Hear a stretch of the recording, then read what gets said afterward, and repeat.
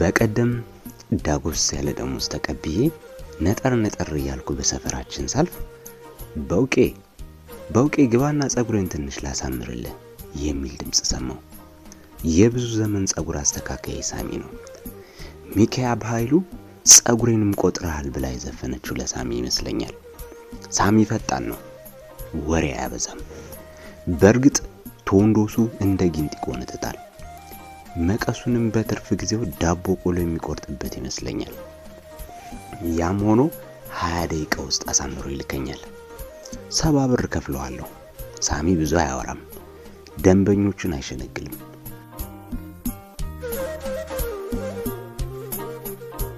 አንድ ቀን የሆነ ሰውዬ ከመስተካከያው ወንበር ላይ ጉብ እንዳለ እንዴት ነው ጸጉሬ ላይ ትንሽ በጣል ያለበት ነው አይደል ሲል ሳሚን ጠየቀው።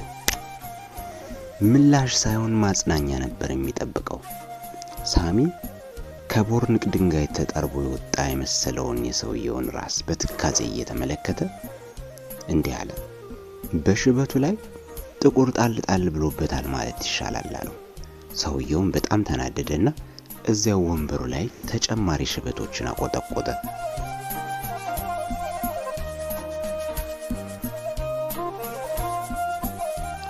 የዚያን ቀን ሳሚ ግባና ላሳምርልህ ሲለኝ በልቤ ለድሌም አላሳየው አልኩና በአፌ ለዛሬ ያስፈልገኝም ብየዋለሁ። ከጥቂት ደቂቃዎች በኋላ በከተማ ውስጥ የታወቀ የከፍተኛው ማህበረሰብ መዋቢያ የሆነ የወንዶች ሳሎን ውስጥ ራሴን አገኘሁት። ሰራተኞቹ በሙሉ ሴቶች መሆናቸውን ሳይ ለምን የወንዶች ሳሎን እንደተባለ ሊገባኝ አልቻለም። የሌላቸው ማሽን የለም። ኤክስሬይ እና ሲቲ ስካን ሁሉ አላቸው። አንዲቱ አስተካካይ ዙፋን የሚመስል ወንበር ላይ አስቀመጠችኝና ግምጃ የመሰለ መጎናጸፊያ ያለበሰችኝ። ከዚያ ወናፍ መሳይ አንስታ አየር ስትለቅብኝ ጠጉሮቼ እንደማለዳ አንሶላ ቀጥ ብለው ቆሙ። ለመጀመሪያ ጊዜ መሃል ራሴን በመስታወት ማየት ቻልኩ። መሃል ራሴ ላይ ከቀሩት ጸጉሮች ይልቅ አፍንጫዬ ውስጥ የተሰገሰጉ ጸጉሮች በቁጥር እንደሚልቁ ስመለከት አልቅሳለኝ። ወደ ሀብትና ወደ መላጣነት በተመሳሳይ ሰዓት መቃረቤን ስገነዘብ የዚህ ዓለም ከንቱነት ጎልቶ ታየኝ። ስመለጥ ምን እንደምመስል ራሴን አሰብኩት። አጤ ምኒልክ ያለሻሽ እንደ ፓስተር ዮኒ አስተክላለሁ ወይስ እንደ ሰይፉ ፋንታውን በመላጣ ጸንቼ እኖራለሁ እያልኩ ሳስብ ቀጣዩ ክፍል ሄድና ኤሚ ታጥባለች አለችኝ።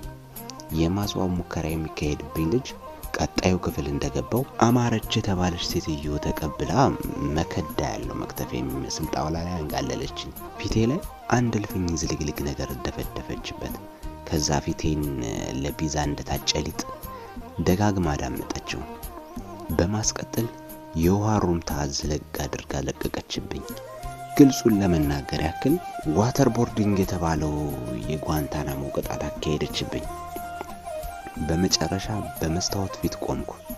ተድበስብሶ የቆየው የግንባሬ መስመር አሁን በደንብ ፍጥጥ ብሎ የጉንዳን ቀለበት መንገድ ይመስላል። ጸጉሬ ተቀባበለ የጃርት ወስፌ መስሎ ትኩረት ብቻ ሳይሆን እንደ ዲሽ ቻናል ይስባል። በመጨረሻም 1000 ብር ቆጥሮ ሲቀበሉኝ ዊል ስሚዝን መሰልክ ያሉኝን አረሰው። ከሳሎን እንደወጣው ስልኬን አንስቼ ደወልኩ። ሄሎ ሳሚ፣ ብዙ ወረፋ ከሌለ ብቅ ልበል?